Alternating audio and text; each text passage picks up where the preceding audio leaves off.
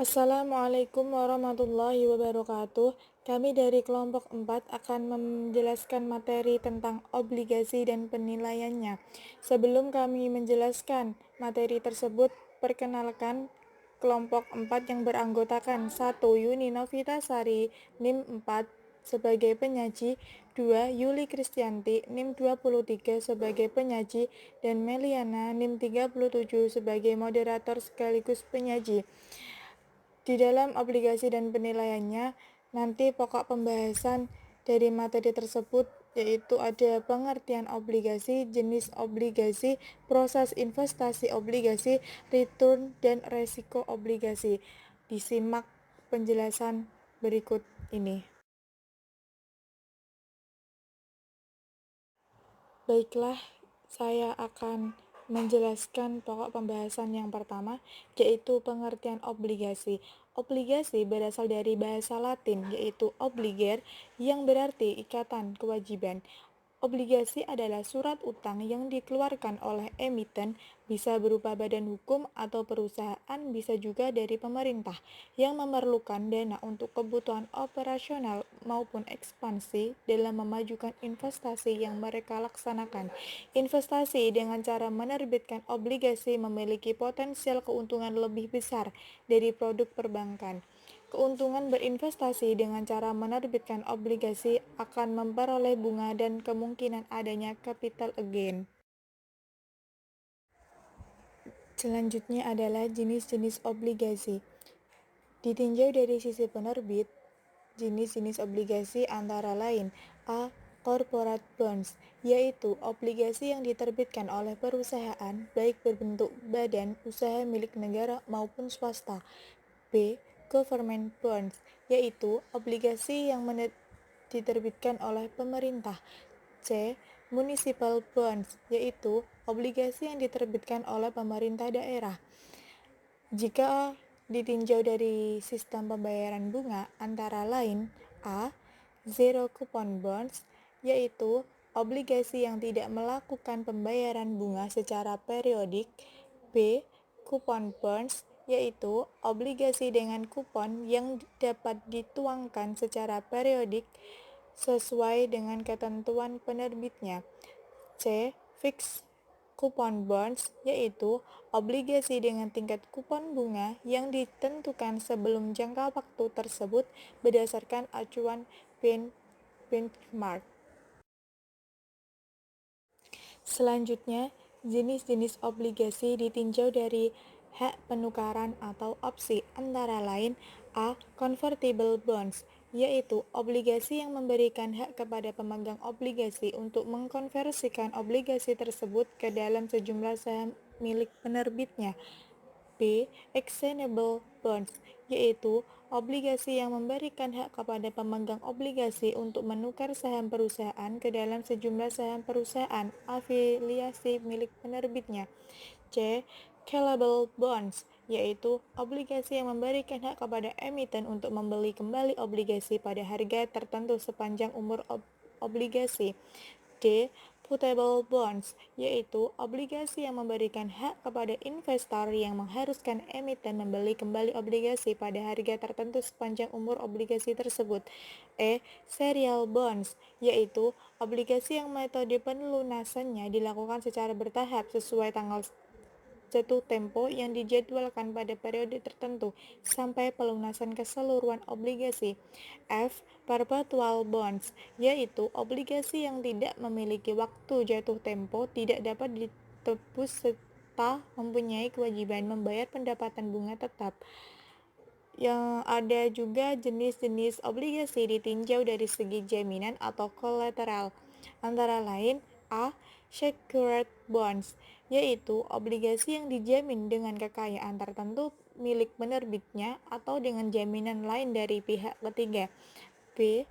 Unsecured bond, yaitu obligasi yang tidak dijamin dengan kekayaan tertentu tetapi dijamin dengan kekayaan penerbitnya secara umum.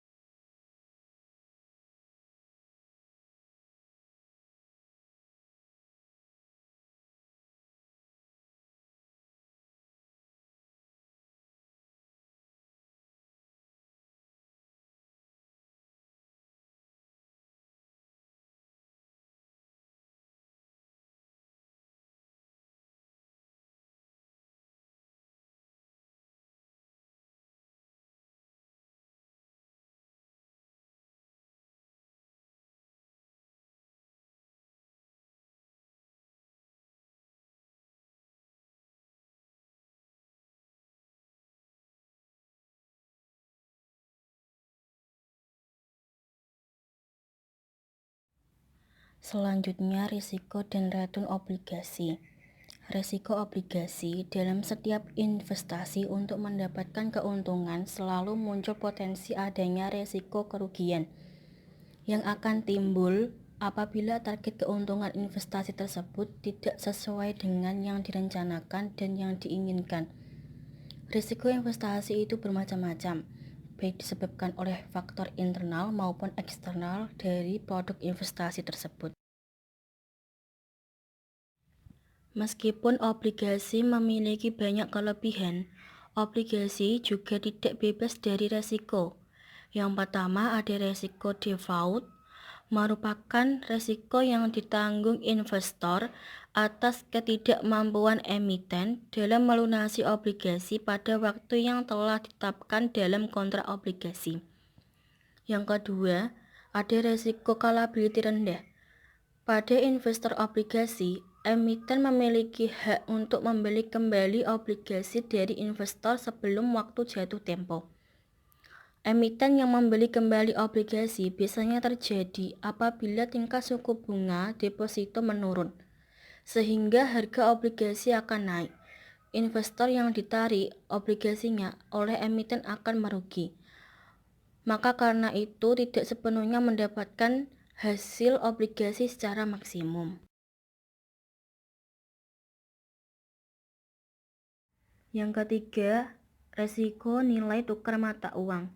Resiko ini dapat terjadi pada obligasi yang dibeli dalam satuan mata uang negara lain.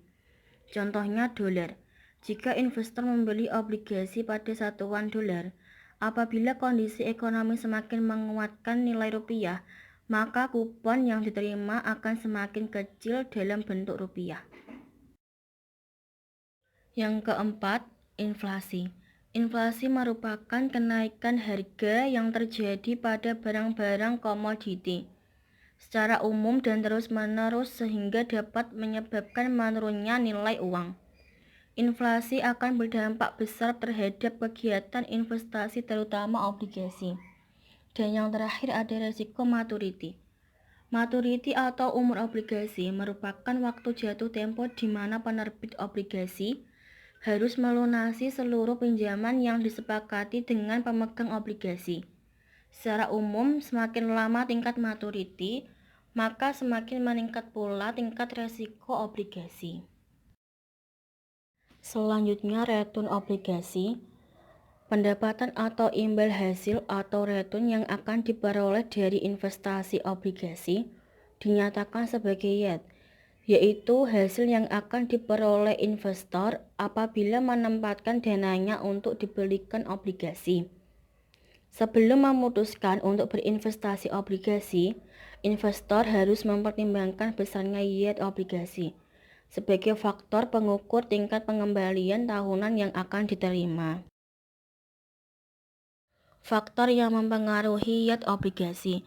Yang pertama, peringkat obligasi.